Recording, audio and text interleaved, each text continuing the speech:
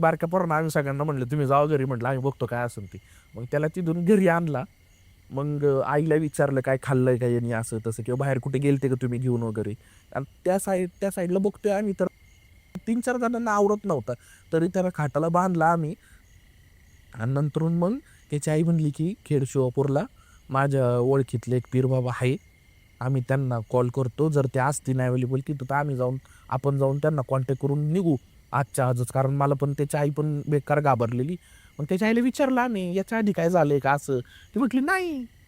म्हटलं मग अचानक का असं लाल्या करायला लागलाय नाही का, डोळे वगैरे पांढरे करायला लागलाय, जेवण चारतोय तर नकोच म्हणतोय नाही का, मटनच पाहिजे, हेच पाहिजे, तेच पाहिजे. मग त्याची आई म्हणली की अरे, म्हटलं बाळा आत्ताच नवरात्र झालेत, म्हटलं थोडंसं एवढं जर कोजागिरी वगैरे होऊ दे. त्याची आई त्याला समजून सांगत होती. घरी आला तेव्हा जेवताना पण त्यांनी त्रास दिला म्हणली. पण आम्हाला वाटलं की बाबा जस्ट मागत असणार, आता खातं माणूस तर सांगतं ना पाहिजे म्हणून. ते त्याच्या आईने सांगितले त्याला समजून.